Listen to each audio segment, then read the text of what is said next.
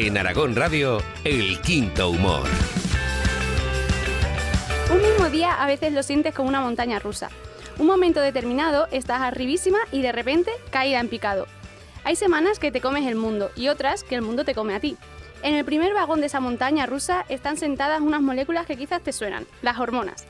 Hoy hablamos del papel que tienen en tu vida y concretamente en la obesidad y cómo varían dependiendo de cada persona y situación. ¿Y qué mejor manera de hacerlo con quién, Xavi? Pues qué mejor manera de hacerlo que con Beatriz Lardíez, que es miembro del área de obesidad, diabetes y transgénero en la Sociedad Española de Endocrinología y Nutrición. Además, es deportista, le gusta un poco el zumba, aunque ahora no está practicando mucho. Y bueno, como decías, pues hoy ha venido para centrarnos a hablar en la obesidad. Hola Beatriz, ¿qué tal? Hola, buenas tardes, encantada de Muchas estar gracias aquí con vosotros. por animarte a venir. Y yo creo que vamos a empezar pues por lo que engloba un poco el tema de hoy, que es a eso que llamamos obesidad. Bueno, pues la obesidad a día de hoy se define como una enfermedad crónica, que es compleja, que es multifactorial, en la que existe además un exceso de tejido adiposo y que conlleva consecuencias negativas para la salud del paciente y desde luego disminuye su esperanza de vida, disminuye su calidad de vida y puede conllevar una serie de complicaciones importantes. ¿Y por qué se engorda? Bueno, al final es verdad que, dicho de forma básica, ingerimos más calorías de las que el cuerpo es capaz de gastar, ¿vale? Luego, detrás de eso hay muchos factores más allá del como mucho y gasto poco, ¿vale? Pero un poco, al final, ese exceso de calorías lo que hace es transformarse en tejido adiposo, que es los adipocitos que se van acumulando, van creciendo en número y tamaño y se van acumulando en diferentes partes de nuestro cuerpo, según la genética de cada persona, pues más a nivel abdominal o más quizás a nivel de también, por ejemplo, de extremidades inferiores. Ya, y eso tiene alguna función, porque supongo que en algún momento de la historia o de la evolución el cuerpo ha dicho, ostras, voy a engordar por si acaso, yo qué sé, pasa algo. Hombre, parte de nuestra genética relacionada con la obesidad viene de las épocas de hambruna, en las que el cuerpo al final recibía poco alimento y dice, tengo que ahorrar, tengo que generar este tejido adiposo de reserva para cuando no pueda tener acceso a la comida, poder mantenerme vivo mientras tanto. Y entonces ha llevado que es que ahora no tenemos época de hambruna y sin embargo la gente pues acumula muy fácilmente ese tejido adiposo. Pero viene un poco del origen de cuando realmente se pasaba hambre, que había que acumular reservas. Ya, y ahora que tenemos tanto, claro, es como ese instinto de recoger comida para cuando vengan vacas flacas sigue ahí, sin embargo nunca llegan las vacas flacas, ¿no? Eso es, afortunadamente ahora no tenemos afortunadamente. Bueno, nuestro medio, también te digo. Eso es. Sí, entre nosotros. Vale. Pues oye, yo quería preguntarte, bueno, has comentado un poquito ya que la obesidad no es... va mucho más allá de una enfermedad, sino que es un problema de salud que engloba muchas más cosas que estar obeso en sí, ¿no? ¿Podrías desengranarnos un poquito qué problemas de salud puede conllevar la obesidad? Pues precisamente se define como enfermedad porque se ha visto que da lugar a más de 200 complicaciones asociadas, desde las clásicas cardiovasculares, pues hipertensión, diabetes, dislipemia, enfermedad obstructiva del sueño, incluso problemas de demencia, deterioro cognitivo. Y luego, por supuesto, los cánceres. Está asociado con más de 13 tipos de cáncer, que es algo que a lo mejor a la gente se le olvida, ¿vale? O sea que muchísimas, incluso infertilidad. Podríamos estar aquí dando una lista durante mucho tiempo. Todo el rato, toda la entrevista. Claro, es que de hecho, bueno, nosotros preparando un poco la entrevista habíamos apuntado que, bueno, obviamente, pues enfermedades cardiovasculares, diabetes, hipertensión, dislipemia, pero es que también favorece la apnea, el cáncer, como has dicho, sobre todo habíamos apuntado mama, colon, endometrio y páncreas. Sí, eso no es fundamental, pero luego hay más allá, más cánceres todavía. ¿Hay alguno más así de prevalencia alta que destaque? Como prevalencia más prevalente, lo habéis dicho, próstata, o sea, colon y mama. Y realmente con cualquier tipo de cáncer, en el fondo, si se hicieran más estudios, incluso se podría relacionar. O sea que, pero vamos, a nivel de prevalencia, mama y colon los que más. Y endometrio también se asocia bastante. ¿Y se sabe cuál es la relación causal entre la obesidad y el cáncer? Pues, a ver, entre otras cosas, al final queda mucho por investigar, pero al final el tejido adiposo es también un tejido adiposo disfuncional que se llama. Eso interviene en el tema cardiovascular, pero también en el tema de por ejemplo, los cánceres estrógeno dependientes. Los estrógenos dependen del tejido adiposo. Si no tenemos grasa, no tenemos tejido adiposo, no podemos generar hormonas. Si hay mucho tejido adiposo, va a haber mucha hormona, con lo cual, por ejemplo, un cáncer de mama hormonodependiente, pues le va a favorecer que pueda aparecer o que pueda recidivar. Vale, porque claro, más allá de guardar energía, ¿no? Que es un poquito la función principal del tejido adiposo, ¿qué más funciones tiene? A ver, fundamental es guardar energía, pero el problema es que la obesidad es excesivo y encima se vuelve como disfuncional. Se crea una serie de citoquinas que se llaman proinflamatorias que generan un estado de inflamación crónica y que eso a su vez pues se ha visto que se asocia a diferentes enfermedades. Entonces, un poquito esa proinflamación la lleva a cabo el tejido adiposo ese disfuncional que tenemos. No es un tejido adiposo normal como puede tener una persona con normopeso. Vale, vale. ¿Y ya nacemos con esta predisposición a la obesidad?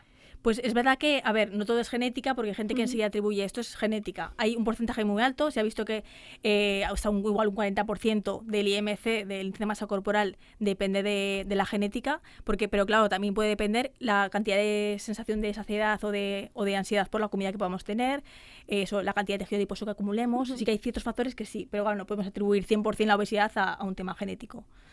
¿Y qué más cosas podemos tener? Nos hablábamos de genética, tú has comentado que no es un problema también de calorías que entran versus las que salen. Eso por supuesto. Claro, luego está el tema de gasto energético, que eso depende también, pues por ejemplo, de la masa muscular que tengamos, pues es tan importante el tener buena masa muscular. Y por supuesto influyen factores económicos, sociales, culturales, políticos, el ambiente obesogénico. O sea y luego problemas de ansiedad, depresión, que puedan llevar también a consumir más calorías. O sea que el trastorno del sueño, por ejemplo. ¿Podríamos ir desgranando un poquito cómo afecta a cada uno de estos? Bueno, por ejemplo, las personas que duermen mal, que descansan, yo es lo primero que pregunto en la consulta, porque al final si duermes mal, es verdad que luego el cuerpo te va a pedir azúcar, te va a pedir como energía para poder aguantar despierto. Entonces, La energía rápida. Sí, la energía rápida quiero ya y quiero azúcar, ¿vale? Y encima, claro, cuando empiezas a consumir azúcar, el cuerpo te pide más. Adictivo. Y es cuando al final eso se empieza a acumular en forma de grasa y es uno de los problemas más frecuentes. Por supuesto, trastornos de ansiedad y depresión muy asociados tanto como causa como consecuencia. Y luego el tema pues eso sociocultural, que siempre pues en España se celebra todo comiendo, con lo cual al final que no celebras o bebiendo alcohol que también tiene calorías vacías. Entonces es muy complicado echar la culpa a está comiendo mucho, se está moviendo poco, que también, por supuesto, el ejercicio físico también, el sedentarismo es fundamental como causa, pero claro, más allá de todo eso, ¿qué hay detrás? ¿Por qué el paciente está con esa ansiedad o porque está moviéndose poco? ¿Qué es lo que le motiva? Y también lo social a mí me llama mucho la atención porque, o sea, tengo ahora la imagen de la película de Charlie y la fábrica de chocolate, porque la familia protagonista están todos súper, hiper, mega delgados y son pobres, o sea, viven en una casa con... Claro. Y sin embargo, ahora no me acuerdo del nombre del niño, pero Augustus Gloop puede ser. Bueno, Augustus el niño... Gloop, el que se cae en el río de chocolate. Ese niño como que se ve que vive en abundancia y es esos, no sé si roles, pero bueno, ha cambiado ahora. Eso es que es al revés realmente. Hoy en día como la comida, de hecho, la comida, alimentos frescos, fruta, verdura, está a precios muy elevados y la comida rápida y ultraprocesada está a precios muy baratos, es la gente con bajo nivel socioeconómico la que está teniendo más obesidad. Y la gente con más alto nivel, tanto cultural como socioeconómico, está teniendo menos. Entonces ahora como que se intercambia porque la comida rápida es muy barata, desgraciadamente. Ya, y de hecho hay un estudio que siempre lo voy promulgando por ahí porque lo hice para un trabajo de medicina preventiva y epidemiología y cuando lo vi los resultados flipé y es que se estudió como una población de Madrid, diferentes barrios, y se cogieron colegios de un nivel socioeconómico. Esto no sé si os lo conté ya cuando preparando... Café no es que lo voy contando mucho. Bueno, había colegios de un nivel sociocultural alto y colegios de un nivel sociocultural bajo. Y entonces recogieron la relación que había entre la distancia entre el colegio y el primer centro de comida rápida más cercano. O sea, midieron la distancia entre colegio y pues una cadena de comida rápida y se vio que en los que había un nivel de sociocultural bajo, la cadena de comida rápida estaba más cerca del colegio y que además los del nivel sociocultural bajo tenían una tendencia a tener mayor IMC o estar más obesos, que es solo un factor, no quiere decir que sea directamente, único, pero bueno, que apunta a que... Eso es un claro ejemplo de la sociedad que son muy pillos, Eso es, por algo lo hacen. Eso. Y luego la edad también influye. Claro, eso es un factor también fundamental que no hemos comentado. Eso es algo que no se puede evitar, pero es ya que conforme vayamos cumpliendo años, cada vez tenemos menos masa muscular y al final el tener menos masa muscular se transforma en grasa. Con lo cual llega un momento, por ejemplo, en la menopausia en la mujer o la andropausia en el hombre, que descienden los niveles de estrógenos y testosterona en cada uno de ellos. Y claro, en la mujer, por ejemplo, empieza a acumularse toda la grasa a nivel abdominal. Y empiezan además a estar con más peso, se mueven menos, o sea, habitualmente con menos ejercicio físico, y es como un círculo vicioso del que cuesta salir, porque al final el metabolismo incluso llega a bajar a la mitad. Y te cuentan pues que me engorda el aire, pues que casi es verdad, porque puedes comer 1000 calorías y no estar bajando peso incluso. Pero sobre todo por esa pérdida de músculo que se produce con el paso de los años. Y por supuesto el descenso de la actividad física, que no es igual hacer deporte a los 20 que a los 50. Claro. Ya, claro, y luego... el equilibrio que hay entre lo que tú ingieres y lo que tú consumes, que al final hemos comentado que era un problema de calorías que entran versus las que salen, se puede calcular de alguna manera. O sea, ¿qué puedes hacer tú para decir hasta aquí como? ¿O esto como o esto no?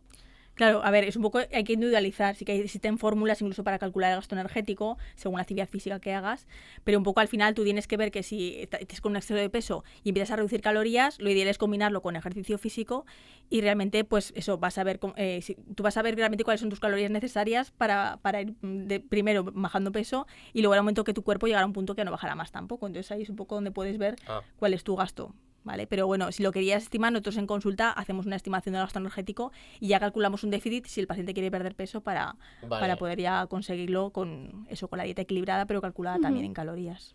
Vale, o sea, bueno, luego hablaremos un poquito más Sí. de todo el tema de tratamientos y todo eso, Sí. qué cosas se pueden hacer en consulta, pero claro, me queda la duda cuando dices de que no se puede bajar más de peso, ¿tú te puedes mantener en un IMC de persona con sobrepeso u obesa y que no puedas bajar más? Claro, eso está ahora también muy en boga el explicar eso también a los pacientes, porque hay muchos pacientes que hacen dietas yo-yo, que van subiendo y bajando peso, y al final en esas pérdidas de peso rápidas pierdes mucho músculo, pero cuando recuperas peso porque tu cuerpo tiene tendencia a volver a ganar peso, porque es verdad que tenemos hormonas que nos hacen alertar por esto que hablábamos de hace años, que dices, uy, estoy bajando peso, ¿qué está pasando? Voy a activar mis hormonas para comer más y volver a mi peso habitual. Entonces, ojo, acostumbremos a un peso de sobrepeso obesidad, que luego va a ser muy difícil perderlo y mantenerlo, porque tu cuerpo te va a decir, este era mi peso de siempre, voy a intentar volver al mismo. ¿Vale? Claro, como que se acomoda se acomoda en un peso. sí. Sí, entonces cuando alguien gana por una enfermedad, por ejemplo, peso de forma puntual, es más fácil bajarlo que una persona que lleva toda la vida subiendo, bajando, porque a un punto que su cuerpo se acostumbra a estar en un peso y luego el cuerpo tiende a sí mismo a volver a reganar la cantidad de peso Que perdido. sí, ¿eh? O sea, Sí, las o sea hormonas asumen que eso es la normalidad, Eso ¿no? es. Y producen Y para... te hacen tener más hambre, disminuir el gasto energético y entonces dices, bueno, estoy comiendo poco y dices, y no hay manera de bajar. Por eso la posibilidad de que ahora existen más herramientas que luego comentaremos que realmente van a ayudar a que ese paciente que se queda estancado pueda también bajar algo más del peso que desea. Vale. Ostras, qué interesante esto, ¿eh? O sea, bueno, hemos hablado genética, calorías, edad, Sí. músculo, Sí. y me queda la duda de, ¿la microbiota tiene algún papel en esto también? Pues es verdad que hay todavía mucho por investigar en microbiota y desde luego en obesidad lo que se han hecho son estudios de ver la microbiota de la gente con obesidad y gente con normopeso y sí que se ha visto muchas diferencias y sí que eso en gente con obesidad tienen cierta microbiota que también les puede dificultar bajar peso. A día de hoy ya que no hay tratamientos tampoco para eso, pero sí que se está investigando el efecto de la dieta, de empezar a hacer una dieta equilibrada mediterránea o el hacer ejercicio físico que puede modificar esa microbiota y sí que puede ayudar a medio y largo plazo al paciente a volver, o sea, a intentar por lo menos recuperar un poco su peso. Entonces queda mucho por investigar, pero tratamientos en sí, bueno, de momento es algo más de investigación que vida real, pero sí, Vale, y se pues puede modificar. Está en el aire. Está en el aire. Oye, pues, Muy bien. antes comentabas con todo esto que, claro, al final te lleva a un estado de obesidad y la obesidad es un estado proinflamatorio crónico. Eso es. ¿Podríamos explicar un poquito más qué es esto concretamente de estado proinflamatorio crónico y por qué te lleva a enfermedades cardiovasculares, hipertensión, diabetes o incluso tipo de cáncer? Sí, pues sobre todo hemos dicho el tejido adiposo ese ectópico visceral, que es un poco el malo, que está disfuncional, está alterado, está aumentado también de tamaño de los adipocitos, se crea una serie de citocinas que se llaman proinflamatorias, tipo el factor de necrosis tumoral, interleuquina 6, una serie de factores que lo que hacen es eso, inflamar el cuerpo, o sea, actuando a diferentes niveles. Y eso es lo que luego eso te genera ese estado de inflamación y te puede dar lugar a enfermedades. Ya, pues luego habría que hablar de fisiopatología más compleja, pero bueno, al final hay que pensar eso, que un tejido que no es normal, adiposo, genera citocinas que no son normales y que al final conlleva una serie de consecuencias eso a todos los niveles. Como Claro. que da la Sí, alarma, ¿no? da la El alarma cuerpo. y va afectando a muchos niveles. Entonces la inflamación, pues estar inflamado no es bueno. O sea, Ya, así al como... final, Así como inflamado en general. general concepto. no es bueno estar inflamado. Vale. Y yo tenía otra duda y es que, claro, por ejemplo, este estado proinflamatorio también puede afectar porque el Alzheimer o la depresión, por ejemplo, no es algo, o sí que está relacionado con la inflamación crónica también. A ver, algo puede haber de base también, ¿verdad? Que quizás esto tampoco está, que sepa demasiado estudiado, sí que el Alzheimer se asocia mucho con el tema de resistencia a la insulina, de incluso la diabetes tipo 2, y al final el tejido adiposo disfuncional Vale. es el origen también de la diabetes tipo Claro. 2. O sea, es que el tejido adiposo se está viendo como el origen de todas esas alteraciones. Por eso la importancia de atacar, no es atacar peso, es atacar grasa. No, Pero o sea, es como una cascada, ¿no? Que eso va es. yendo a más, empieza con Eso una es. cosa, pero al final se va expandiendo hacia todos lados. eso es. Vale. Y luego, ¿hay alguna diferencia? Porque comentabas ahora de la grasa, pues bueno, Eso es. hay visceral y hay esta grasilla de... La subcutánea. Eso es. ¿vale? ¿Hay diferencia entre la barriga Claro. cervecera Eso es. de grasa visceral o la Claro, la que grasa- nos preocupa es la grasa visceral, ¿vale? Vale. Que es la que sobre todo se va alcanzando con la edad, y es la que nos lleva al riesgo cardiovascular y a todas las enfermedades que hemos comentado de hipertensión, diabetes, dislipemia y demás. Entonces es la que hay que atacar y lo fácil es, pues eso, con una cinta métrica, medir el perímetro abdominal y nos va a determinar el riesgo cardiovascular del paciente. La del tejido subcutáneo, pues tampoco es bueno tener grasa, pero digamos que es menos mala, ¿vale? Entonces el tener grasa acumulada en glúteos, muslos, a veces es más parte genética y además incluso es más difícil de eliminar, pero a nivel de riesgo cardiovascular nos preocupa menos. Lo malo es que a veces se asocian, muchas veces se acaban asociando las dos. Ah, vale. Luego, claro, hay una enfermedad que es el lipedema, Sí. que es más relacionado con la grasa subcutánea o con la visceral. No, es como una entidad diferente. Al final se ha separado también como otra enfermedad, una entidad diferente. Vale. Que claro, a veces sí que se asocia a gente con obesidad, pero que tú ves que el paciente lo pones pues eso, a hacer medidas de estilo de vida y adelgaza de todos los sitios, menos de las piernas o los glúteos, que es donde más suele acumularse esa grasa en el tema del lipedema. Y además es una enfermedad en la que hay dolor, hay aumento de sensibilidad, hay más hematomas, o sea que es una entidad que puede asociarse, pero como que no tiene nada que ver con la obesidad. Y ahora, pues sobre todo pasa en mujeres y hay factores genéticos que realmente son diferentes a lo que hay en la obesidad. Vale, o sea que está relacionada con la obesidad, pero no Pero tiene muchas por veces qué. con el tratamiento de la obesidad el lipedema no mejora. Vale. Y hablabas de medir la obesidad, bueno, la obesidad no sé, pero Sí, el el perímetro perímetro. abdominal y también hemos hablado del IMC. Pero Sí. ¿hay alguna otra manera de medir la obesidad? De otra manera. Realmente es verdad que el IMC ha sido lo que se ha utilizado clásicamente para definir Ujú. obesidad, porque la obesidad es IMC por encima de 30, pero tampoco porque lo fácil era medir el peso y la talla, Claro. pero nos estamos dando cuenta que hay gente con mucha masa muscular que te puede dar un IMC de obesidad Claro. y no está obeso para nada. Entonces, lo ideal sería poder mirar la composición corporal con una impedancia, por ejemplo, que tenemos en consulta y que nos dice el porcentaje de grasa. Cuando está muy elevado, esa persona sí que tiene una obesidad que nos va a preocupar. Sin embargo, eso, lo fácil también es una cinta métrica que también te mide la grasa visceral, pero lo ideal sería, en vez de básculas, tener impedancias, por ejemplo, que te digan el porcentaje de grasa. Es Y que lo de interesa. impedancia son las básculas estas que te pones encima y te mide. Eso sí, el es verdad porcentaje que o hay no. muchos ahora, es verdad que antes eran más caras y eran aparatos más complejos, pero ahora, pues eso, las que te miden te subes a ellas con las manos y los pies y te miden la cantidad de agua, de grasa, de músculo. Esa Sí. báscula que tú te puedes comprar en casa que te hace la impedenciometría, Claro, cuanto más es barata, válida. igual, sí, claro, depende del precio. Cuanto más cara, suele ser más válida, ¿vale? Pero bueno, para estimarte o para motivarte a, por ejemplo, hacer ejercicio y ver si tienes resultados, pues puede valer de entrada. Claro, es que yo lo he probado alguna vez y digo, joder, flipa, me pone Sí, hasta sí. la densidad, o sea, que Claro. tengo y Sí, solo sí, me he subido claro. encima. O sea, la supuesta edad, ¿no? La edad metabólica. digo, Entonces- es increíble esta báscula, Claro, pues suele ser que a más precio, más fiabilidad. Pero bueno, te puede estimar. Vale. Y entonces, bueno, más allá de eso, lo recomendable sería ir a la consulta y que lo valoraréis vosotros, porque supongo que no solo le subiréis a una báscula. Claro, eso es más allá. O sea, es que aparte de hacer las mediciones que consideramos que hay que hacer un abordaje integral, desde ver las causas que hay detrás, intentar apoyar al paciente, ver si hay alguna opción más, aparte de pautar alimentación y ejercicio físico, por supuesto, y ver también cómo podemos mejorar esa cantidad de grasa visceral que nos va a dar el riesgo cardiovascular. ¿Vale? O sea, que es una consulta desde las más complejas y con la que más tiempo perdemos. De hecho, en la consulta, por ejemplo, de endocrinos, con el paciente de los que más tiempo perdemos habitualmente, porque hacer una buena historia clínica, hacer una corta evaluación, explicar opciones terapéuticas y explicarle todo este proceso lleva bastante tiempo. Claro, ¿qué le soléis preguntar en una historia clínica? Pues al final, por supuesto, empiezas por tema de factores ambientales, de ambiente exogénico que pueda tener, culturales, sociales, luego la encuesta dietética, pero bien detallada y pues eso, no solamente de un día, sino de varios días, tema de ejercicio físico, sobre todo explorarlo muy bien, limitaciones funcionales que puede tener pues de dolor de espalda, de rodilla, para poder luego intentar adaptar a ese paciente, hacer una analítica completa para descartar también problemas hormonales como pueden ser el hipotiroidismo o el exceso de cortisol, ¿vale? Y una vez que tienes la evaluación completa hecha, pues ya ir a ver un poco cómo lo enfocas y las medidas tanto de dieta, ejercicio como de posibles fármacos que puedas utilizar en él. ¿Y suelen ir porque quieren a la consulta o porque alguien les ha dicho que tienen Pues que ir? claro, hay mucha gente que, o sea, cuando, por ejemplo, en hospitales públicos te los derivan diferentes especialistas, como pueden ser traumatología, pues sobre todo por problemas articulares, neumología por problemas de apneas del sueño, ginecología por problemas de fertilidad o de menopausia. O sea que hay muchas derivaciones de compañeros y luego está la gente que nota que hay una afectación de su salud y que quiere mejorarla. O sea que al final no solo es estética, sino sobre todo de salud lo que queremos. ¿Se sabe más o menos qué porcentaje de la población asume que el sobrepeso o la obesidad es un riesgo para sí mismo y dice, igual tengo que adelgazar, igual tengo que hacer algo por ello?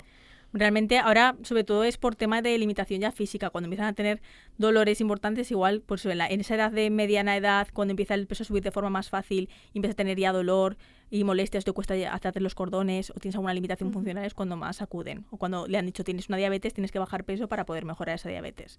Entonces, como todo, al final hay un porcentaje de gente que es por tema estético, pero la mayoría de gente viene por problemas de salud. Vale. Bueno, me alegro que por lo menos pues sea Sí. no tanto estético, que hoy en día parece Sí. que la estética es lo que rige el universo y que la gente vaya pues porque realmente se preocupa por su Claro, funcionalidad. lo que pasa es que lo ideal para mí sería prevenir esa situación, que Sí, tendrían que venir totalmente. y poder atajarlo antes de que el paciente puede llevar años con obesidad, pero mientras no ha tenido ningún problema no ha venido, y Claro. cuando ya tiene el problema es cuando viene. Entonces a mí me gustaría dependiente, quizás. eso, que fueran capaces de hablar con su médico de atención primaria primero y decir, pues bueno, tengo este problema, me sale la analítica bien, pero quiero hacer algo para poder evitar complicaciones a futuro. ¿Y veis muchos niños con obesidad? Claro, en niños es verdad que nosotros vemos a partir de los 15-16 años en endocrino de adultos. Por debajo sí que se ven en pediatría, en endocrino pediátrica, y sí que cada vez tenemos más. De hecho, pues un porcentaje igual, 20% o más de la población de infantil tiene obesidad. 20% más. Y esto va, y en adultos pues 30% más, y va creciendo para En los aumento. agigantados. Que pues, es que es un problema súper emergente, Sí. vamos, que... De hecho, España es de los países punteros en prevalencia de obesidad. O sea, que es pensaba que ibas a decir No, algo bueno con no, lo de puntero con y no. puntero negativamente. Pero bueno, estamos a tiempo de frenarlo, ojalá. Ya. Ojalá que sí. Claro, pero ¿y todo esto por qué sea? Porque siempre nos hemos jactado de la dieta mediterránea y todo eso, y Sí. sin embargo ahora somos punteros en obesidad. Es como Claro. súper incongruente. Es verdad que, aparte de los factores que hemos comentado, la dieta mediterránea se sigue poco, por lo que decimos al final, cada vez por tema económico, por tema de tiempo para poder cocinar una comida de casera, se tiende a cada vez utilizar menos. Luego el tema de las pantallas, o sea, al final hoy en día en vez de en el que recreo corriendo los niños, están con la pantalla enganchados en Ya. el móvil. Entonces el tema de pantallas y sedentarismo, en vez de ir al parque, quedarse con el videojuego o con la pantalla, yo creo que limita muchísimo. Y en la población adulta igual. Al final puedes estar horas en una red social, pero te cuesta mucho irte a un gimnasio media hora. Que todo esto es eso que se llama ahora como ambiente obesogénico, eso que Eso es. comentabas antes. Eso es una parte. Incluso en los colegios ahora se está trabajando por lo menos quitar bebidas azucaradas, que también al final aportan mucha caloría y no aportan ningún beneficio. Pero claro, si a nivel, por ejemplo, a nivel de política central no tomas medidas de reducir azúcares o reducir acceso a cosas azucaradas, los niños adolescentes pues tiran mucho de la publicidad y el refresco, el Monster o el refresco azucarado, que lo toman todos, y por ejemplo les aporta muchísimas calorías vacías. Entonces, un poco ese ambiente deberíamos cortarlo como de alguna manera más central. ¿Y cómo ves el panorama en España? ¿Hay mucho ambiente obesogénico? Sí, O sea, va pues- muy de la mano de nuestra prevalencia. Sí, por todas partes. O sea, Sí. sobre todo eso, el sedentarismo y esos hábitos inadecuados y esa falta de tiempo de ir corriendo a todos sitios y comer comida Lo que sea. ultraprocesada, no dar importancia a la comida de puchero hecha en casa. Pues eso, y aparte el estrés, como hemos dicho, estrés, ansiedad, falta de sueño, tal al ritmo de vida que llevamos, no favorece para nada también el quitar ese ambiente obesogénico. Y eso sí, al final cuando quedas con alguien un fin de semana, te vas a un bar a tomar tapas. Entonces, quitar las tapas del fin de semana a la gente le fastidia mucho que se las quitemos, por ejemplo. Claro, y esto... sí, hay una cosa en España, o bueno, en general, yo creo, y es que más que verlo como una enfermedad, tú cuando ves a alguien obeso, lo ves igual más como un fallo personal Claro. que como una enfermedad, ¿no? O sea, en general yo creo que el concepto de obesidad y enfermedad, a pesar de que la OMS y todo el Sí, no mundo, está reconocido. el mundo científico lo reconoce, sigue siendo como un poco, bueno, está gordo, pues bueno, pues que tapas.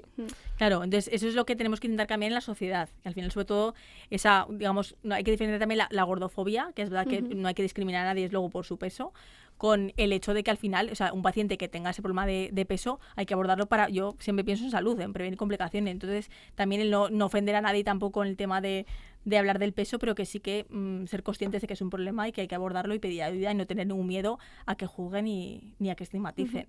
Entonces, eso, desde luego, yo no culpabilizo a nadie, porque al final, como decimos, hay muchos factores, pero el problema es que la gente muchas veces tiene miedo a eso, a que lo juzguen o a que al final haya una discriminación por eso. Y muchas veces el profesional sanitario también hay que tener cuidado con cómo hablas, porque es verdad que el paciente se puede como ofender y pensar que va en su contra cuando lo que quieres es beneficiarle en salud.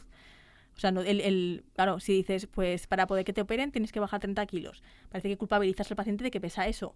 Y lo que hay que hacer es darle herramientas para que pueda bajarlo. Claro, ¿Sabes? ¿qué fórmula puedes utilizar para, en vez de decirle tienes que bajar 30 kilos para que te operen, qué le puedes decir?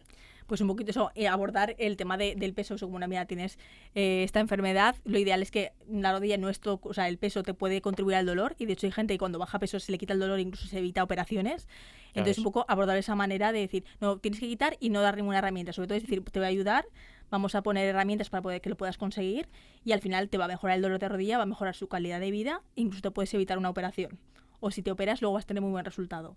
Entonces, simplemente la forma de expresarlo pues puede cambiar mucho el concepto con el que te viene el paciente. Porque es verdad que sí hay veces pacientes que vienen como muy llorando de algunas consultas. Entonces, eso a nivel médico, claro, yo creo que cada vez estamos más concienciados, afortunadamente, pero hace unos años es verdad que lo veías muy habitualmente. Y siendo que da tantos problemas de salud, ¿crees que el sistema se está enfocando en la prevención o hace algo por la prevención? Desgraciadamente deberíamos enfocar mucho más todo esto en prevención, porque están saliendo tratamientos, pero lo ideal sería esto prevenirlo incluso desde momentos de infancia. Claro. O sea, y eso, promover más la actividad física, incluso pues a nivel político promover más espacios o incluso actividades, o incluso cuando prescribimos un tratamiento, poder prescribir ejercicio físico y poder enviar a un paciente a un centro especializado para que le ayudaran. Pues entonces, sí que se está empezando a hacer, ¿no? Prescribir ejercicio. O sea, sí. Pero claro, incluso ya prevenir, o sea, decir eso, incluso en los centros de salud, por ejemplo, intentar hacer alguna prevención en gente con riesgo o gente que veas que está poco motivada, no sé cómo se podría organizar, pero la idea sería prevenir, o sea, lo fundamental es la prevención y en etapas tempranas. Ya. Y claro, porque es que encima, teniendo en cuenta que realmente yo creo que invertir en esto sería un ahorro a largo plazo, porque las enfermedades que más recursos consumen son las crónicas, que prácticamente cualquier enfermedad crónica viene derivada de la obesidad, cardiovascular, hipertensión, diabetes. De hecho, las principales causas de muerte son las cardiovasculares y el cáncer, y estamos diciendo que la obesidad genera las dos. Entonces, es verdad que prevendría muchísimo. Llamamiento aquí, ¿eh? Llamamiento. Y hablando de enfermedades, ¿tiene que ver el colesterol con la obesidad? ¿Está relacionado? Sí, es otro de los factores de riesgo cardiovascular que se asocian. De hecho, un paciente, cuando muchas veces ves que ha bajado peso, vas al colesterol y habitualmente ha bajado el colesterol también, igual que ocurre con la glucemia, con el azúcar. ¿Vale? Entonces, ya que ves que hay mucha relación. Por supuesto, al final, si sigues bien una alimentación, pues que sueles quitar un poco el exceso de grasas en la alimentación, también te contribuye a que te mejore. Entonces, luego sí que ayuda bastante. O sea, ¿y toda obesidad tiene el colesterol alto? No, de hecho, a ver, es también un poco el engaño de decir, no tengo una enfermedad porque la analítica me sale bien. Es como muy habitual. Entonces, claro, la analítica te sale bien con 20, 30 años, pero esa analítica con 50 no te va a salir bien. Entonces, si llevas 30 años de obesidad. Entonces hay que pensar que la analítica que me salga bien no implica que no te va a dar ningún problema de obesidad en el futuro, o sea, complicaciones cardiovasculares. Entonces, un poco la analítica bien porque tienes 20 años, pero al final acabas... Claro, tu cuerpo está haciendo un esfuerzo de la leche por mantener bien esa analítica. Eso al final, a largo y ya plazo... cuando sale mal, vas mal ya, si te joven te sale mal la analítica, con tema de colesterol, por ejemplo, y glucemia. Claro, y estamos hablando de colesterol así como en general, pero vamos a entrar así un poquito porque hay varios tipos. Eso es. Sí, aquí lo que popularmente se conoce está el colesterol total, que abarca los fundamentales, el bueno y el malo, digamos. El LDL, que es el malo, y el HDL, que es el bueno, ¿vale? Entonces, es verdad que cuando pedimos colesterol nos gusta ver las dos fracciones, porque hay gente que hace ejercicio físico y le puede subir mucho el colesterol bueno, que es el ejercicio es muy bueno para subir el colesterol HDL, pero sin embargo, entonces dices, bueno, el malo está controlado, este está alto, no hace falta poner medicación. Sin embargo, hay muchos, por ejemplo, pacientes con diabetes, pacientes que fuman, pacientes que han tenido un infarto, el colesterol, el LDL malo hay que tenerlo cuanto más bajo mejor. Claro, entonces, es que eso quería preguntar porque ahora hay un melón de la leche, está como muy en boga el LDL, si lo tienes alto pero estás sano no pasa nada, pero la realidad es que la ciencia no dice eso. Claro, si eres joven, estás sano y tienes un LDL, en ese momento todavía no se deposita en las arterias, pero si tú vas pasando los años de evolución, tenemos a mucha gente con ictus, con un accidente cerebrovascular, que el único factor que llamamos es el LDL alto. Entonces, ese ha estado depositando en las arterias ese colesterol, el malo, que es el que se deposita, y al cabo de años sí que puede dar problemas. Entonces, un poco eso, hay que ver edad, factores de riesgo, antecedentes también. Hay gente que no tiene genética, digamos, de riesgo, y igual pues tiene con 80 años un colesterol alto y no pasa nada. Pero es más allá de ver un colesterol, o sea, hay que individualizar muchísimo. Si decidimos no poner un tratamiento, como digo, en gente de muy alto riesgo ponemos tratamientos para bajar el LDL muchísimo, y a lo mejor una persona sana dices, bueno, pues igual no necesita, le das indicaciones de alimentación, pero bueno, es decir, alto va a estar bien, no porque a largo plazo te va a dar complicaciones en los vasos. Estés lo sano que estés. Estés lo sano que estés. Luego, cuanto más te cuides mejor, y vas a reducir porque bueno, si no fumas, si haces deporte, si haces todo bien y tienes esa parte genética, hay gente que solamente tiene la genética de colesterol elevado y acaba con medicación porque sabemos que previene a largo plazo, sobre todo eso, patología cardiovascular como un infarto o un ictus. Vale. ¿Que todo el mundo no le va a dar? Vale. O sea, igual tienes suerte y no te da, pero tienes Pero una bueno, papeleta. pues Tú cuanto claro. más papeletas, más posibilidades de que te toque. O sea que esta tendencia que hay a apoyar al LDL sin que pase nada, un LDL elevado, hay Hay que tener mucho cuidado, cuidado. con interpretarlo, ¿vale? Y fiarte, si tu médico te dice que debes bajarlo, hay mucho ensayo clínico que se ha hecho, y de hecho en el CERVET se han hecho muchos ensayos clínicos, que se ha visto que reduciendo ese colesterol mejora la placa de ateroma, que es la placa de colesterol depositado, con lo cual lo hemos visto ya en ecografías que se hacen de carótida, se ve. Ya. Con lo cual, si tú pones un tratamiento para bajar colesterol y te baja esa placa ese que está obstruyendo la arteria, pues te apoya que realmente lo estás haciendo bien. Es que yo ¿vale? pensaba, Porque- digo, ¿cuán importante tiene que ser esto? Sí. Porque cuando te da un infarto, Sí. se pide que los niveles de colesterol LDL estén Eso por es. debajo de 70, que, Sí, sí, que es incluso algo pacientes ridículo. de 55 estamos hablando ahora ya. Joder. Por debajo de ¿vale? 55. Sí, sí. Y con tratamientos de los que existen ahora, he visto valores incluso de cero. ¿De ¿vale? cero? O sea, de cero de LDL. Se puede tener cero Se de puede LDL, tener, pero pero claro, bueno, claro, tampoco, ni tanto, ni tan Eso es. algo. Claro, ¿no? Pero bueno, tampoco se ha visto que haya ninguna complicación de tener un LDL de cero. O sea, que tampoco hay ninguna Ya. Bueno, pero alguna prueba función tal. tendrá, Pero ¿no? bueno, tiene su función. Entonces, bueno, el cero es como anecdótico también, como- pero bueno, que es verdad que no hay que terminar de tenerlo bajo.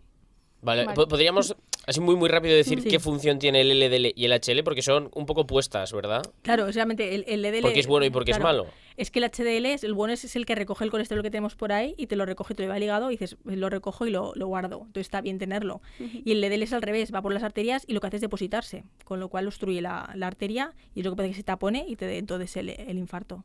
Claro que es que, claro, a veces se habla de bueno o malo, tú dices a la H, Sí, la L, pero sí. dices, claro, son ¿Qué es colesterol, pues harán lo mismo, y justo son antagónicos. Eso es. Vale, luego va más allá porque se está investigando que tener demasiado HDL también incluso podría llegar a ser malo en algún porcentaje de pacientes porque luego hay que ver la calidad de ese HDL. Claro. Pero ya eso Ah, ya que es, también hay calidad. tiene pedigrí el HL. también tiene pedigrí, eso Joder. es. Tiene clase, siempre O ha sea habido que clase. ahora la investigación afortunadamente avanza y cada vez tenemos más información de eso y hay que fiarse Vale, vale. realmente de lo que nos dicen en la consulta. Vale. Luego, hay un tema que me gusta mucho y que no quería dejar sin tocar y es el tema de la saciedad, que antes ya has comentado Sí. un poquito, que cuando estás obeso, pues las hormonas se regulan Sí, para eso mantener esa obesidad. es. Pero ¿cómo funciona esto de la saciedad y el apetito? ¿No lo podrías explicar un poquito, Bea? Bueno, es complejo, pero bueno, si hablamos a nivel hormonal, pues tenemos, por ejemplo, hormonas como la grelina, que es una hormona que se segrega en el estómago, que es la que te da hambre, ¿vale? Y, por ejemplo, en gente que se opera de cirugía bariátrica, pues la que se quita esa grelina y como que se quita la sensación de hambre. Entonces, esa pues también eso, en la gente con obesidad, pues suele tener alterada y por eso tiene más hambre y come más también. Y luego O sea, tienes, tienes por ejemplo, más grelina. eso, más grelina, tienes más hambre.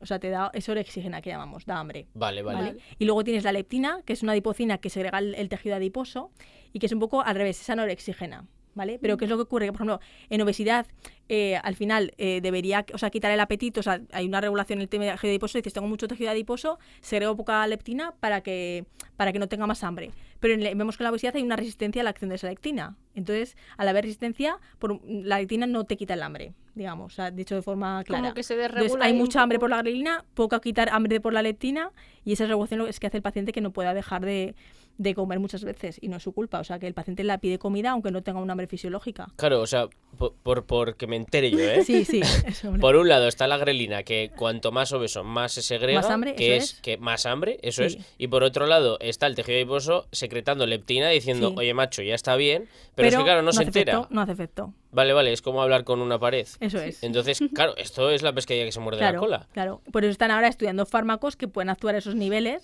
Que corte esa para relación que corten tóxica. esa relación. Eso es. Porque esto a nivel fisiológico el organismo no es capaz de en un momento de decir, hey, que sí que igual hay que parar ya, no es capaz de frenar. Claro, pues depende también de los pacientes. ¿Verdad? Que si es una enfermedad, por ejemplo, una obesidad muy crónica, pues es difícil. O sea que, ya te digo, y de hecho estamos viendo ahora que los fármacos que se están dando que regulan esas hormonas están siendo efectivos.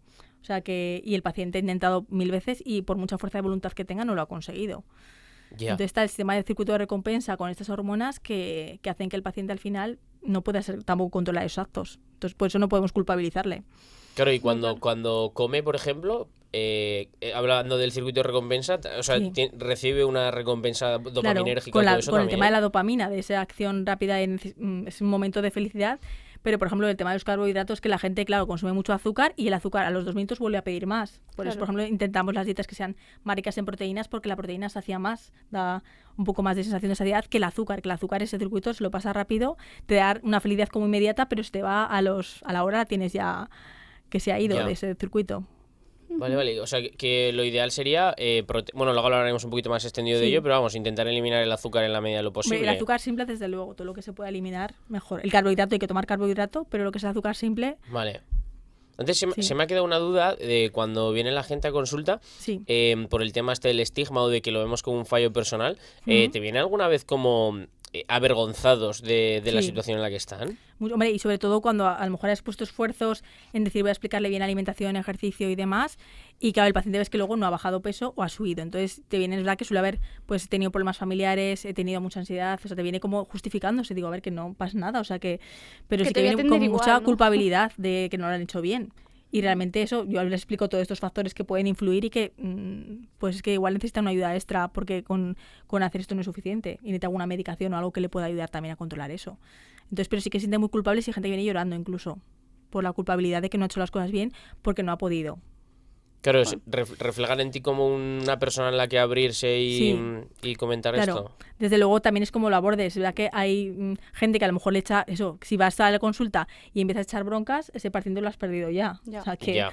entonces lo que tienes que intentar es empatizar, o sea, entender su situación, intentar ser lo más empático posible y luego comprender lo que ocurre. Y ahora, gracias a que conocemos estos mecanismos de por qué se produce la obesidad, pues intentamos, desde luego, no culpabilizarle. Y yo eso al final pues hay que escucharles, hay que intentar darle alguna herramienta para abordar esos problemas que ha tenido, lo que puedas, y luego apoyarle para que vuelva a intentarlo y que pueda conseguirlo. Vale. Ujú.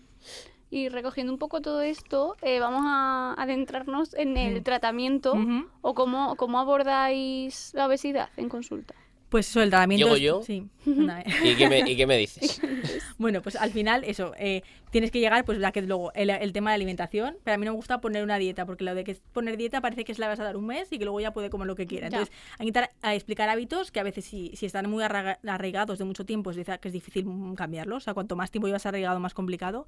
Pero yo hablo de cambios de estilo, de hábitos de vida, o sea, de alimentación saludable, dieta mediterránea, pero eso, contabilizar un poquito calorías, pues decir, pues bueno, mejor comas cosas a la plancha, que evitar rebozados, que evites dulces, luego quitar lo básico, porque hay gente que igual pues se bebe 5 cervezas, desayuna 2 magdalenas, come y lo ve normal. Entonces dices, no, si no como tanto, y te empieza a contar la historia y come 3.000 calorías. Entonces yo hago la historia bien dietética y de ahí empiezo a quitar cosas que pueden ser, y pues no te gustaría esta fruta, esta verdura, pues intentar eso, meter alimentos saludables y sin que también tampoco pase hambre. O sea, al final hay que adaptar, no hay que puedes quitarle de 3.000 a 1.000 calorías. Habría que adaptar un poco a su situación. Claro, pero ¿cómo haces? Porque si el cuerpo ya hemos dicho que tiene como esa resistencia a no tener hambre, Sí. ¿cómo, Bueno, cómo reduces? En cualquier caso, eso, pues intentar dando alimentos más saciantes, como decimos la proteína, por ejemplo, educarle. Dices, si tomas más proteína, el filete de carne, de pescado o la tortilla hechas varias claras de huevo, pues vas a saciarte más.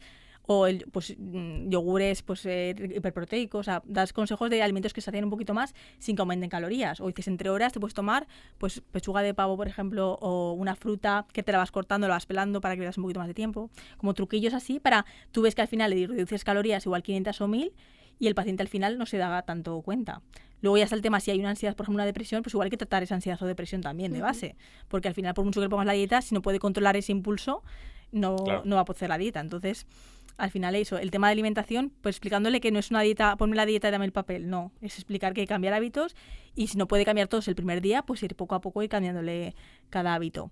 Y luego está el tema del ejercicio físico, que también ahora lo tenemos fundamental, y sobre todo el ejercicio de fuerza, que ahora es verdad que está muy en boga, afortunadamente ya se ha dado cuenta la gente de que hay que generar músculo, porque al final el músculo es lo que nos quema realmente las calorías. Yo al paciente que viene, es que no pierdo nada, ves porcentaje de grasa 40%, y músculo apenas tiene músculo, entonces...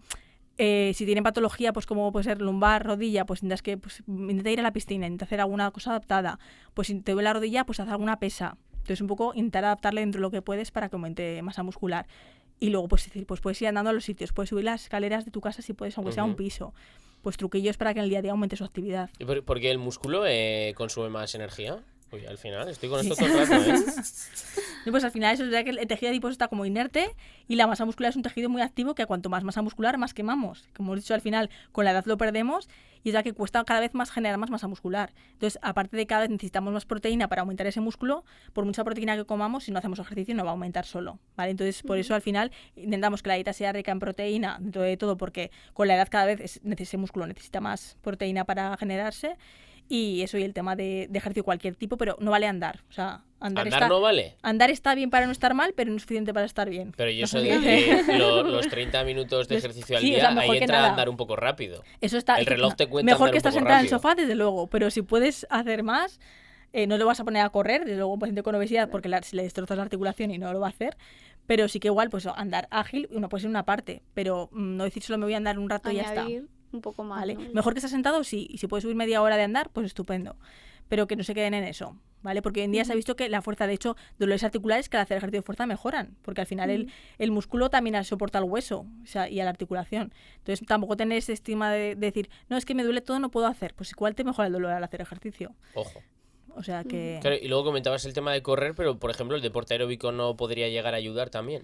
Hombre, siempre hay que combinarlo. Y luego, pues lo ideal es que incluso hay gente que coge un entrenador personal y en un gimnasio pues le adapta los ejercicios.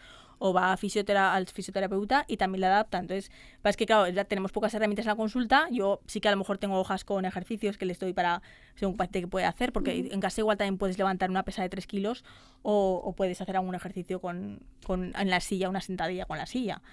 Entonces, un poco aumentar actividad, desde luego, pero algún ejercicio programado hay que intentar introducirlo. Vale. ¿Y luego- tú crees que las personas van con el objetivo de perder peso de manera estética? ¿O Claro. van...? A ver, eso Con suele ser idea. más igual en gente incluso joven. Ujú. Y luego, o sea, es verdad que conforme la gente es más joven, igual vamos por el tema físico, porque, o sea, no hemos hablado del tema también de eso, de la sociedad, del estigma social y la gordofobia, que es que hay mucha gente que por complejo y demás, están en un estado de depresión que mejoran cuando bajan peso porque se encuentran mejor. O sea, eso es otro tema. Pero claro, es verdad que la gente joven, o sea, igualmente la gente más mayor viene por salud y la gente más joven sí que suele venir más por estima social. ¿Vale? Ujú. Y luego comentabas Luego- del tema dieta, por hablar un poquito de las dietas también, hay Sí. una cosa que, bueno, igual es una chorrada, pero Sí. a mí alguna vez me han comentado, oído, que si tú bebes agua antes de comer, claro, como que lo dejas ahí un poquillo el agua, te llena el estómago y como que te sacia un poco más. ¿Eso A es ver, verdad? hay que estar hidratado, entonces sí, porque a veces Sí, hidratado. se puede alterar, o sea, sensación de tener hambre, o sea, puede confundirse con la sensación de tener sed. Entonces, verdad que siempre recomendamos la hidratación de 1,5 litro de agua a 2 litros al día, porque a veces sí que se pueden confundir, igual lo que te falta es agua, realmente. ¿No? Pero claro, muchas veces al final el agua tampoco le sacia, pero sí que es verdad que si mantienes una hidratación te puede reducir un poquito esa sensación de hambre. O sea, que no está Vale, más vale. hidratarse. Vale. Yo tengo una pregunta que igual es una tontería, pero Vale, tener, tonterías esto. No, pero bueno, No. luego tienen su Luego tiene motivo. su miga. tener hambre es bueno, me explico. O sea, tú, por ejemplo, el coche Sí. le echas gasolina. Claro, Sí. si se queda parado es porque ya necesita gasolina. Entonces, Sí. tener hambre es como que le tenías que haber echado gasolina antes al cuerpo. Claro, pero es No que sé luego si me entramos en explico. tipos de hambre. Hay un hambre que es fisiológica, que es la que te pide el cuerpo comer porque lo necesitas. Ujú. Y luego está el hambre emocional, o sea, que es otro tipo de hambre que al final depende más de porque mucha gente dice, no, es que yo hambre no tengo, pero estoy Pero con pico. ansiedad y picoteo. Entonces un poco distinguir los tipos de hambre. Y entonces hay gente que las mezcla y come, pues eso, ya por inercia y por aliviar los nervios o la tensión. Es de los motivos más habituales realmente del exceso de calorías en la población hoy. Que sí, Vale, yo o sea yo que- siempre digo y diferencio que una cosa es el hambre y otra son las ganas de comer. Porque cuando tengo hambre me Sí. como cualquier cosa, pero hay Sí. veces que tengo ganas de comerme una hamburguesa. Eso no es hambre. Eso es más hambre emocional o incluso Claro. social. O yo que sé, un domingo que el sábado salí y por lo que sea, tengo un poco de resaca, como que me apetece más un poco comida basura más que un plato de Claro, lentejas. claro. Claro. Pero eso son ganas de comer, para mí no es hambre. Pues Pero bueno, esa claro, es una distinción que hago yo. es una cuestión de término, pero que al final viene a decir que eso, que al final no es lo mismo eso comer porque necesitas comer, como has dicho tú, con mucha hambre, a comer por inercia, que, Claro, es, claro. que es lo que te hace aumentar las calorías del día a día y que es lo que te hace luego acumular grasa. Claro, y esas ganas de comer, vamos a decir, están ligadas con la grelina y todo el tema hormonal Claro. que hemos hablado antes también. Claro, está digo, o sea, hay muchas hormonas más que pueden intervenir desde luego en todo este sistema, pero unas de ellas las principales son ellas. Vale. Vale. O sea que Porque hambre o esto ganas de tal. comer siempre está la grelina o las hormonas Eso puede por ahí estar por ahí, y mediando. luego está ya otro tema de hormonas también, es verdad que, por ejemplo, en la mujer en la fase esa premenstrual también tiene más apetencia habitualmente por lo dulce y suele comer incluso más apetencia, o sea, entonces luego está el mundo hormonal que es muy complejo más allá de eso. Y ya te digo, y hay situaciones que dices, pues es que la semana de regla me dice la gente, pues engordo 1 kilo más que luego lo pierdo, porque al final me apetece más lo dulce, o eso, o no duermo y de repente me pide más comida el cuerpo, entonces hay muchas hormonas que pueden al final acabar influyendo. Vale, bueno, eso para otro Sí, episodio es porque otro pinta episodio. buen melón. Sí. Y volviendo un poco al tratamiento, Sí, Yo tengo curiosidad porque hace poco se ha empezado a ver, sobre todo, bueno, actores, actrices Sí. estadounidenses, yo creo, que de repente han pasado de, pues yo qué sé, de pesar no sé cuánto, a de repente a estar finísimos. ¿Eso por qué ha sido? Claro, bueno, ahí tenemos una nueva herramienta que tenemos ahora, afortunadamente, que es verdad que, a ver, en el mundo médico estamos muy contentos porque eso, tenemos una herramienta que nos está permitiendo que gente estancada, que no había manera de bajar peso por mucho ejercicio y alimentación que hicieras, que está consiguiendo bajar peso, y es porque está actuando. Uno de los mecanismos que tiene es eso, tanto aumentar la saciedad por retrasar el vaciamiento gástrico, Pero como... podemos ponerle nombre. Sí, a ver, vamos a hablar de moléculas, que es semaglutida, que Vale. ahora lo que tenemos es el famoso Ozempic, que es el Vale, que... yo creo Para que la gente se entere un poco de qué estamos hablando. El Ozempic que ahora conoce toda la población, y la que ha salido realmente Ozempic para obesidad como tal, porque el Ozempic aquí lo tenemos financiado para gente con diabetes tipo 2, y que ha salido para obesidad se llama Wegovy. Y luego otra molécula nueva también, una agonista dual, que es la tirzepatida, que es el Mounjaro, que es otra molécula más. Entonces son herramientas que es que hasta hace 2 años no teníamos nada. El verdad que el Ozempic en gente con diabetes ya lo íbamos usando tiempo. Pero pero realmente claro, es un antidiabético, ¿no? sí, se empezó estudiando como antidiabético. Pero claro, antes yo, desde luego hace 10 años, no había nada que nos hiciera bajar peso en la diabetes. Y ya cuando vimos que esto nos hacía bajar peso, decimos, uy, algo hay que está funcionando. Entonces empezó a estudiar también obesidad en gente sin diabetes, y se ve que incluso la gente en obesidad pierde más peso que la gente con diabetes incluso. Entonces ese es cuando se empezó a usar en Estados Unidos. De hecho, tenía la aprobación para obesidad, y el problema es que ahí se empezó a usar antes que aquí, pero aquí realmente hasta que no ha habido fármacos nuevos, el problema ha habido que es que gente con obesidad sin diabetes usaba Ozempic porque sí que estaba aprobado en Estados Unidos, por ejemplo, pero aquí no estaba como aprobado para gente con obesidad. Y entonces al final la gente con diabetes no había suficiente fármaco para todos, y algunos desgraciadamente pues se han quedado con escaso fármaco. Pero ya digo, hoy en día, como contamos con más moléculas y ya específicas para obesidad desde hace 1 año, pues la gente ya está usando esas, y entonces cada uno tiene su molécula, y desde luego el beneficio es espectacular para el peso. O sea, es una herramienta que no hay que demonizarla tampoco de que es mala, no, al revés. El problema es cuando había muy poca molécula y quería todo el mundo esa molécula, esa semaglutida. Sí, no. ¿Y crees que o sea, vale, has dicho que no hay que demonizarlo, Sí. pero claro, para las personas igual es como lo fácil. Y Sí. el cambiar de estilo de vida es más difícil. El hacer deporte si no has hecho nunca, el comer bien. Claro, pero es otra cosa que hay que cambiar, claro, porque dice, no, el famoso lo lleva y... No, pero esto siempre lo ponemos, siempre hay que hacer la base de estilo de vida, ejercicio físico, Vale. todo, y no hay que decirle al paciente, tú haces esto y comes lo que quieras. Eso es lo que no. Es dentro de eso, cuando te está haciendo todo bien y ves que no baja peso, esta herramienta les ayuda a controlar mejor esa saciedad, porque de hecho mucha gente que no controlaba la saciedad, la controla. Puede ser incluso por motivos de ánimo. Entonces, que empiecen a controlar la saciedad, no había nada para controlarlo. Y ven que ya están llenos, entonces comen menos cantidad de grasa, o sea, de comida, y además reducir la apetencia por la grasa y por la dulce. Incluso hay estudios incluso ya en adicciones, en alcohol, en tabaco, que también está ayudando porque actúan en ese circuito de recompensa que hablábamos.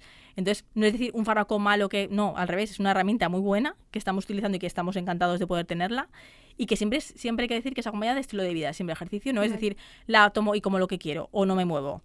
Porque al final te hace bajar peso, y claro, lo que interesa es bajar también grasa, no músculo. Si tú solo haces ponerte el fármaco, tienes más riesgo de que al final también pierdas masa muscular, y que luego te genere también más sarcopenia y más problemas a ese nivel. Claro, Bea, se me ocurre, Sí. porque tú los estilos de vida los cambias con la idea Sí. de mantenerlos toda la vida. Sí. Pero el Ozempic, el Wegovy, este tipo de Sí. tratamientos se pueden mantener toda la vida también. Claro, a ver, si consideramos o sea, el Ozempic, por ejemplo, para la gente con diabetes, ya desde que se aprobó lleva a la gente años, y lo mantenemos crónicamente porque controla la diabetes y la obesidad. Pero es que puede llegar un momento incluso que la eficacia se estanca, y dices, bueno, lo mantengo porque sé que si lo quito igual vuelve a estar peor. Pero en obesidad, si damos enfermedad crónica a la obesidad, debería ser un tratamiento crónico igual que la hipertensión o eso, la diabetes. Pero es que como a día de hoy no hay nada financiado, el problema fundamental es que al no estar financiado, la gente no puede permitirse Ya, el pagarse ese que fármaco eternamente. Vale, Entonces, panojita, claro, ¿no? Es claro. carente. Entonces, vale dinero, y hay gente, lo único al final inviertes en salud. Entonces, puedes pactar con la gente, pues probamos 3-6 meses, un tiempo. En ese tiempo tienes que cambiar de hábitos de vida, tienes que hacer todo muy bien. Y hay gente que luego, si ha cogido esos hábitos, porque al final, pues claro, no es igual hacer ejercicio con 10 kilos más que con menos. Ya. Y ya luego con 10 kilos menos puede mantener muy bien ese estilo de vida. Cuando igual pesas 120 y ir al gimnasio es imposible, pero hay gente que a lo mejor ha reducido a 90 y entonces ya sigue yendo al gimnasio. Pues igual que se operan de una cirugía bariátrica. Entonces, es verdad que eso no es... es un fármaco, hay que controlarlo, que hay que ponerlo luego con prescripción médica, hacer un control, explicar muy bien que tiene que ir acompañado de estilo de vida, pero que es una herramienta buenísima que nos está viendo estupendamente en la consulta.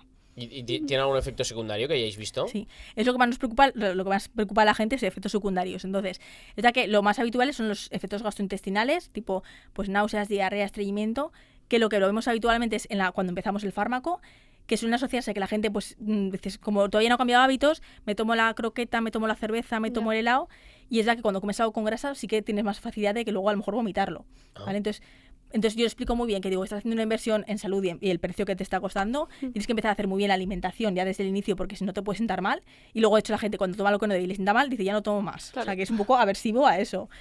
Y realmente una vez que ya lleva tiempo se suele tolerar bien, pero sí que es verdad que claro, un paciente, por ejemplo, sin una prescripción adecuada puede empezar a tomar más dosis de la que tiene que tomar y claro, si empieza a tener muchos vómitos y demás puede tener una complicación médica. Pero habitualmente el único efecto es ese, el gastrointestinal, y bien llevado no tiene por qué tampoco pasarle ni alterar la calidad de vida. Pues a los que nos escuchéis en directo lo vamos a dejar por aquí, pero nos quedamos un ratito más con Bea porque hay otro meloncito con el Ozempic sobre todo, y es que hay unos bebés Ozempic, ¿no? que eso ¿por qué es? ¿Por qué pasa? Bueno, Ozempic y ahora va a ser también con los nuevos fármacos también, con Mounjaro y con Wegovy también puede ser, porque al final es eso, el perder peso. O sea, hay muchos pacientes que nos envían, por ejemplo, de ginecología, porque una de las causas también de la obesidad es la infertilidad. Entonces, cuando esos pacientes bajan peso... Al revés, ¿no? Una causa de la infertilidad es la obesidad. Sí, o sea, la infertilidad viene causada por la obesidad muchas veces, ¿vale? Entonces, que lo he entendido al revés, digo. No, o sea, que al final la obesidad causa infertilidad o son los motivos o puede ayudar. Y también mucha situación con el ovario poliquístico. Claro, por esa disregulación hormonal, ¿no? Que comentábamos al principio. Y como también el ovario poliquístico, que también está asociado a la obesidad, insulinoresistencia, diabetes. Entonces, este tipo de fármacos que actúan a ese nivel, pues muchas veces mejora esa insulinoresistencia y hace bajar peso y entonces genera un embarazo. Entonces, toma ya. Eso lo estamos viendo. Un embarazo, o sea, claro. Si Bueno, alguien luego... se favorece el embarazo. ¿Y tú has llegado a ver algún caso? Sí, afortunadamente sí. Y afortunadamente, es una alegría. O sea, al final es verdad que es una alegría. En teoría, cuando planificas embarazo y luego incluso para tratamientos de fertilidad, hay veces que el tratamiento de fertilidad no se hace sino si la paciente no baja un peso. Y muchas veces te mandan a la paciente o baja 30 kilos o no hacemos el tratamiento de fertilidad. Lo consigue bajar y gracias a eso le pueden hacer el tratamiento y muchas veces también hay embarazo ahí. O sea que es más habitual de lo que podemos pensar. Jope. Qué guay, ¿eh? Bueno, o sea, una buena noticia también. Eso o sea, es también. Vamos a decir, efecto secundario positivo, ¿no? Hombre, efecto secundario digo que tiene muchos, que al final te va a prevenir no solo la obesidad, sino todas las complicaciones, pero una de las complicaciones es la infertilidad, por ejemplo. ¿Y se da sistemáticamente a todas las personas que van a consulta?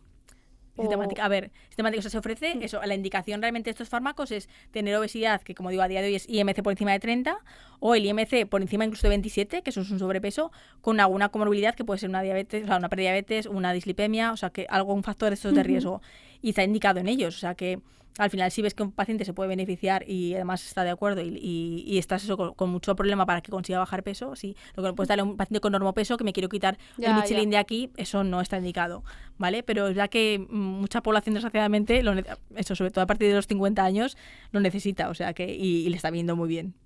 Vale, ¿y hay más opciones terapéuticas aparte de, bueno, los estilos de vida, por supuesto? Sí. ¿Y el tratamiento con el Ozempic se puede hacer algún tipo de intervención más? ¿Otro tratamiento? O sea, claro, luego el último tratamiento que hacemos es la cirugía bariátrica. Vale. O sea, ya el extremo, que sobre todo es para obesidad mórbida, que es el IMC por encima de 40, o el IMC por encima de 35 con alguna enfermedad también asociada. Como hemos dicho, pues la hipertensión, la diabetes, o la apnea del sueño. Creo que no ¿vale? será difícil, ¿no? Que con más de 35 tengas alguna enfermedad Claro, que es asociada. habitual tenerlo. Entonces... O sea, ¿ese es el criterio solo? ¿Tener un IMC más de 35 con alguna comorbilidad o más de 40? Y que el paciente quiera esté dispuesto, que muchas veces es paciente que lleva como muy tiempo arrastrando esa obesidad. De hecho, ahora, a ver, con los nuevos fármacos está disminuyendo un poquito la incidencia de poder, porque al final el paciente prueba el fármaco y claro, hay gente que antes no había nada para la obesidad y decías, pues tienes que operarte, no hay nada más. Ahora con los fármacos estamos incluso usándolo antes de la cirugía para reducir peso en gente con mucha obesidad. O incluso hay gente que se pone a tomárselo y como ve que eso sí que es efectivo, deja de operarse. O sea, que está reduciendo, de hecho, un poco la lista de espera de las cirugías. Porque antes no había ningún fármaco, no había ninguna opción. Ahora que tenemos, pues siempre dices, pues la cirugía tiene sus complicaciones y las está evitando. El darte un fármaco te evita meterte a un quirófano. Ya, que no lo hemos comentado, pero es un pinchazo subcutáneo. Eso ¿no? Es. Pinchazo subcutáneo en el abdomen, una vez a la semana. ¿Vale? Y como digo, ahora para obesidad sin diabetes, los que están son Wegovy, la semaglutida y el Mounjaro, que es la tircepatida. Vale. ¿Y alguna otra pastillita? O nada, no, al final, es un poco, ¿no? Indicación para obesidad aprobada en España son esos. Luego ahí está el Orlistat, que es uno que ya llevaba clásicamente y es verdad que la efectividad era muy limitada, pero a día de hoy aprobados como tal son esos 2 fármacos. Entonces el Ozempic hay que pensarlo ya que es para la diabetes, no tenemos que coger el Ozempic de la gente con diabetes, hay que dejarlo aparte. Vale, pobres diabéticos. Vale. No, pobres diabéticos que bastante... Vale. Y claro, luego supongo que harás un seguimiento en consulta. Sí. ¿Qué impacto has visto que tienen las personas todo pues este tratamiento o el bajar peso? Hombre, pues sobre todo la alegría que viene en la cara, o sea, es que les cambia la cara de lo contentos que vienen porque por fin algo es efectivo, les cuesta mucho, hacen su esfuerzo, pero les cuesta mucho menos conseguirlo y pues, por ejemplo, vienen pues eso, que se pueden atar los cordones, que ven que de repente pues hay gente con prediabetes que les aparece la prediabetes y a veces incluso hasta la diabetes, que puede desaparecer al perder peso. Entonces, aparte de los parámetros de analítica que mejoran todos, la calidad de vida les mejora tremendamente y luego también el tema social, que hay gente que no va al gimnasio por vergüenza incluso o no se junta con las amigas por vergüenza y empieza a tener más vida social. O sea, que es más allá de lo salud y físico, está el tema emocional que es fundamental. Entonces, mucha gente hasta viene llorando de alegría. O sea, Qué bonito. Sí. Entonces, verdad que eso tiene mucha satisfacción y antes costaba mucho que un paciente lograra bajar peso, sobre todo en determinadas edades y con determinadas enfermedades, y ahora lo estamos consiguiendo. Y ya te digo, cuando repites, por ejemplo, una diabetes, dices, ya has dejado de tener diabetes. Pues es que la gente, sí, viene muy contenta. Claro, y cuando la pelota está del otro tejado y no va tan bien y hay efecto rebote o bueno, o simplemente no funciona, ¿qué pasa? Claro, hay gente, está en porcentaje de gente, por ejemplo, que no puede pagarse el fármaco, entonces la gente al final tiras de eso y es verdad que muchas veces lo que decimos, hay efecto rebote porque el paciente no aguanta tiene mucha hambre y no puede aguantar y acaba ganando más peso. Luego el tema de cuando se corta el fármaco, a veces hay un porcentaje de gente que puede también, pues con el tiempo, volver a ir ganando un poquito de peso y luego ya es cuestión de eso, de ir reevaluando, intentando ir motivando y ya te digo, y valorar eso si en un momento dado se puede permitir el fármaco, ahora tenemos esa herramienta, si no pues al final eso tienes que ir poniendo pastillas, porque al final si el colesterol no mejora, la diabetes no mejora, pues poniendo medicaciones y por lo menos evitando ese riesgo cardiovascular. Ya. Antes me quedo con una pregunta, se me ha olvidado y me ha venido ahora, que es una chorrada, sí. Pero digo, ¿cuál ha sido cuando hablabas de pues gente que te venía y te decía, no, es que me tomo 5 cervezas y 3 croissants y pues, no, ¿cuál ha sido la cosa más loca que te han venido a contar? De decir, bueno, no, pues lo normal. No, lo normal, es verdad que lo normal se dice mucho más para la bebida y la gente pues bebe cubatas, cervezas y coñas y de todo. Pero el tema de pesos, muchas veces te dice, yo no como para estar así, es la frase típica, y claro, empiezan con, tomo 2 magdalenas, tomo el churro a mitad de mañana, me como, o sea, y luego que te reconozcan, porque a veces también luego tienes el paciente te dice una cosa y la pareja o el acompañante te dice, es mentira, come más. Eso pues muy habitual con las parejas que pase eso. Entonces, primero es que tienes que dejarles confianza para que te reconozcan lo que hay. Y es verdad que ya tengo que hay gente que igual eso llega un momento que tiene tanto porcentaje de tejido adiposo que igual te están diciendo la verdad que no comen más y es verdad que es que no pierden porque al final eso al no tener músculo necesitan muy poquito para mantenerse, pero muchas veces eso te infraestiman, o sea, cuando empiezas a hacer una encuesta y cuando acabas igual son 1000 calorías de diferencia de lo que te cuenta la gente a la realidad, pero bueno, gente con obesidades de 200 kilos te acaba reconociendo pues que toma pues bebidas energéticas de estas edulcoradas que se toma 3 o 4 al día, 2 litros de Coca-Cola, mucha gente, Coca-Cola normal, que no sea cero tampoco, eso, el comer hamburguesas, cenar, de merendar y luego volver a cenar una pizza, 2 pizzas, o sea que la gente con mucha obesidad al final sí que encuentras que, claro, y es un trastorno al final de conducta y sobre todo luego trastornos por atracón, que luego está el tema de bulimias y trastornos por atracón, que es otro tema también que habría que abordar con el psiquiatra, ¿vale? Que hay gente que se toma a lo mejor una bolsa de magdalenas seguidas y eso ya ahí sí que es una patología ya psiquiátrica que además hay que abordarla aparte. Madre mía. Sí, no, claro, es que la obesidad es como un ente, pero es que engloba muchísimas cosas, entonces hay palos por todos lados. Y muchísimas. También el ambiente con el que te hayas criado también tiene que ver mucho, porque a veces como que se ven, o sea, igual va a sonar feísimo, pero se ven como familias de personas obesas. Sí, ¿no? Yo, por ejemplo, cuando roté en endocrinopediátrica, pues veías eso a padres que venían con el niño con obesidad y la madre estaba operada de cirugía bariátrica o había tenido tal, y veías el fenotipo. Al final, si el niño come lo que le dan en casa y piensan que en casa es la cantidad normal, pues el niño va a crecer con esa idea. Y si los padres pues no se mueven, siguen el ejemplo de los padres, con lo cual, si comen la comida tal, les van a comer esa comida, y si no se mueven o se van al parque, pues se van a estar con la pantalla en casa. Entonces eso sí que influye bastante, sobre todo en familias. ¿Qué consejo podemos dar así en general de, oye, mira, estas pautas generales un poco para la población, pues están bien para que las sigas? Sí, a ver, bueno, pues yo creo que bueno, más o menos está claro. Para prevenir, pues al final yo el ejercicio como fundamental, y además cuando puedes, cuando estás activo y puedes ya empezar a hacerlo antes de que te empiecen a doler las articulaciones, pero el ejercicio físico mínimo 150 minutos a la semana, ¿vale? Esa actividad aeróbica, 2-3 sesiones de fuerza, algo de flexibilidad, o sea, eso como mínimo en inculcarlo en la población general, ¿vale? Y luego el tema de alimentación, pues eso, dieta mediterránea, pues la que tenemos, que afortunadamente tenemos, con eso, pues más pescado que carne, con mucha fruta, verdura, pues 3-5 piezas al día, 5 piezas en total. Y Claro, pero eso, tal, ¿cuánta gente la cumple? Porque lo de 5 claro. piezas al día está muy bien Claro. decirlo, pero... Y Debes se supone comer- que distintas sí, también, ¿no? Claro, 5 fresas es lo mismo que 5 No, naranjas. tienes que tomar Que claro. 3 piezas de fruta y 2 de hortalizas, que puede ser una ensalada y una verdura para cenar, por ejemplo. Eso ya, con eso y 3 piezas de fruta, las fresas pues pueden ser 5 fresas, luego me tomo una naranja y según qué, pues me tomo una rodaja de melón, pues ya serían 3 piezas, o sea, serían 3 y 2, 5, o sea que no es tan complicado. Vale, vale. No es tan No complicado. pongas excusas. Muy bien, pues oye, vamos a ir yendo hacia el final de la entrevista ya, Bea, si te parece bien. Yo quiero saber un poquito, claro, todos estos tratamientos nuevos son muy recientes. Ujú. ¿Cómo ves un poco el futuro del tema de la obesidad en nuestro país? Porque es verdad que, No. aunque los tratamientos son nuevos y ya se han instaurado y tienen su público, sí. bueno, su público y su eficacia, Sí. la obesidad no para de crecer. Entonces, Ujú. ¿cómo ves la balanza? Claro, pues es verdad que claro, los tratamientos, mientras tampoco sean financiados, tampoco pueden llegar a todas las poblaciones. Ya. Y como decimos, al no ser financiados, esa población que hemos dicho de nivel socioeconómico bajo no va a poder acceder a ellos. Con lo cual estamos en la misma. La comida barata es la ultraprocesada y van a tirar de esa comida. Entonces, eso, habría que hacer como eso, mucha prevención de base e intentar, pues eso, encarecer o poner impuesto a la comida ultraprocesada, que a veces se ha hecho con los azúcares, y favorecer también el consumo de la fruta y verdura fresca de temporada, que es lo que engorda menos, digamos, lo que menos tiene. Aparte, potenciar ejercicio físico y demás. Pero ya que si no hacemos ese cambio, que no vamos en camino, esto va a seguir tirando para arriba. De hecho, para 2030 se estiman, si ya estamos un 30% de obesidad, se estima el 37%, y en 2050 ya más del 50% de la gente con obesidad. Estimaciones si vamos al ritmo de ahora. Yo creo también, porque claro, estaba pensando si, ojo, 30% de personas con obesidad, yo voy por la calle y no Sí. el ojo no me salta que haya tanta obesidad. Claro, a ver, luego también depende, o sea, engloba todas las edades. Como digo, es que lo fácil, sobre todo a partir de los 40-50 y mujer en raíz de menopausia y hombre y tal, es cuando más se dispara. Y luego está el tema de la población infantil. Entonces, un poco, quizás hay mucha gente, si vas en ambiente de gente joven, ahora afortunadamente se cuidan más o van más al gimnasio, tienen esa cultura de, sí creo que la gente joven hay mucha gente que se cuida más, pero también hay mucho porcentaje que el IMC de 30 tampoco es tan complicado llegar a él, ¿eh? Ya. O sea, que igual no te da impresión y realmente sí que lo tienen. Por eso. Sí. Y sobre todo el perímetro abdominal. Eso que hay es. mucho, yo qué sé, yo veo muchos tripones. Eso es. La obesidad abdominal que al final, y entonces el IMC se alcanza pronto, ¿eh? No es tan complicado. Y sí que lo vemos ese porcentaje en consulta. Vale, no, hombre, Sí, sí. te creo que Es el igual dato... en tu ambiente juvenil o gente que es estudiante y demás, pues verdad que afortunadamente hay mucha conciencia de hacer deporte y demás, pero esa conciencia de deporte se pierde. Muy bien, pues lo vamos a ir dejando por aquí. Por aquí. Tenemos una pregunta que hacemos siempre al final, ¿no? Sí. Adelante, si quieres, ¿eh? Si tuvieras que resumir toda tu vida profesional en una palabra, ¿cuál sería? Vida profesional. A ver, empatía con el paciente. Es lo fundamental, o sea, ponerte en su lugar porque al final es lo que el paciente quiere y de luego no juzgar y tener empatía con el paciente. Vale. Muy bien. Y la última ya, a ver, es que tengo curiosidad por saber qué dices. Si tuvieras que ser un órgano, ¿cuál serías?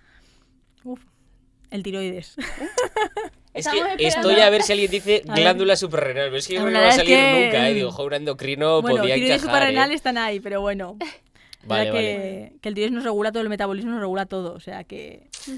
Pues Bea, Vamos al tema. muchísimas gracias Muchísimas por gracias, venir. nada. Creo que ha sido súper ilustre la charla. Espero que hayas estado a gusto. Sí, a y gustísimo, la verdad que para encantada. nosotros ha sido un placer tenerte por aquí. Igualmente, muchas gracias por contar conmigo, yo A ti encantada. por venir.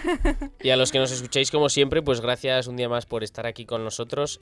Bueno, creo que es un tema tan prevalente como el 30% y que esperamos que os haya servido y que cualquier cosa os escuchamos como siempre. Muchas gracias. Un besote, guapos.